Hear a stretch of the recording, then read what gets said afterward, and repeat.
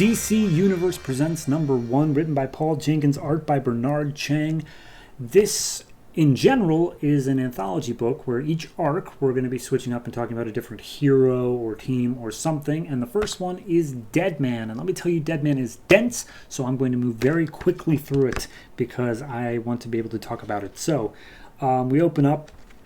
There's a biker. His name is Albert Albertson. He's got a death wish, and he makes this huge jump that he shouldn't be able to land. Well, he makes this huge jump. He shouldn't be able to land it. He doesn't land it, but he also doesn't die. He lands in a safety net. And this whole time, Deadman's talking over it, being like, okay, so this is this guy's story, but it's also my story, but also it's him, and he didn't die, but I didn't die, but I did die, but let me start over. And then we get the story of Boston Brand, the actual Deadman. He was a trapeze artist in a one-ring circus. He went by the name of Deadman. He wore all the makeup to look like Deadman, but he was a dick. Like, everyone just kind of hated him because he was awful, until finally there was an assassin who shot him, like, just shot him while he was in the middle of his trapeze stuff, and he fell down to earth. And when he died, he didn't totally die. He was saved, quote unquote, by a goddess named Rama, who basically is saying, like, hey, look, right now you're a ghost.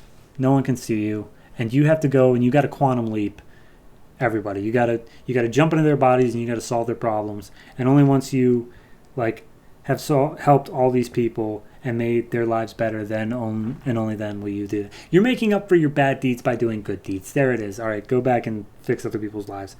So he does, and he spends. Well, okay, I'll skip the next part. We're on to his current person, and the current person is a veteran who had his legs blown off in the war, and he has survivor's guilt because the entire rest of his team died. And Deadman's like, how am I supposed to help a dude with survivor's guilt? And we see him talking this out in therapy, but not actually talking because, he doesn't know how he's supposed to even get past it. This therapist just offers, if you want to honor them, maybe you should want to live. And Deadman is just talking about, like, I've been a spy, I've been a politician, I've been in the mafia, but more and more recently, I've been things that are much more, like, kitschy. Like, I was an old man who was filled with regrets. I was a stripper who, like, hates her dad, but also is so sad that she can't ever call him. Like, just some real weird, like, things that don't have a clear answer as to how am I supposed to make their life better.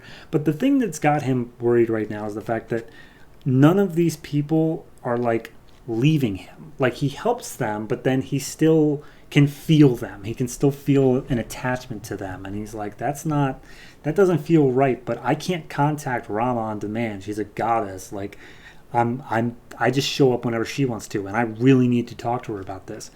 So he goes back to the one-ring circus of that he died in, and he talks to this psychic who's there. He possesses this little girl and says, like, hey, it's me, I'm Boston Brand. She's like, no, okay, I don't know who put you up to this. And then Boston just starts body jumping, which is essentially driving her insane, that all these random people, as she's passing, are just talking to her, saying that they're Boston Brand. Finally, she's like, look, I don't even believe that you're here, but even if I did, I'm not going to help you because you're a dick. And, she's having to say this to somebody, and of course he leaves the body just as he's saying you're a dick. Funny joke. Finally, she's like, all right, I'm going to have to come up with another idea. So he goes to the veteran. He's like, look, I don't know if this is going to work. I know you can't even hear me, but I'm going to have to do this, so wish me luck. He dives into the person. He gets control of their body, and then he holds a gun to his own head with the intention to pull. And that gets Rama to show up because, clearly he's about to go against his doing good deeds thing. But that is what Deadman wanted. And he's like, well, you're probably wondering why I've asked you to be here. And, that's it. I like it. I like this one. I've never really had an interest in Deadman because there's never really been a solid Deadman story, at least in as far as I know. But no, I really like where this is turning out, just because, like, even Deadman isn't sure what's really going on. He's just told that he has to help these people, and then what happens as it gets more and more morally gray? Like, how do you help people in some of these situations? And I like that. I like that from a writing perspective of, like, what if a hero doesn't know the right thing to do? It's a good idea. Art-wise, it's solid. It's a lot of grays and whites and stuff like that, especially because, Deadman.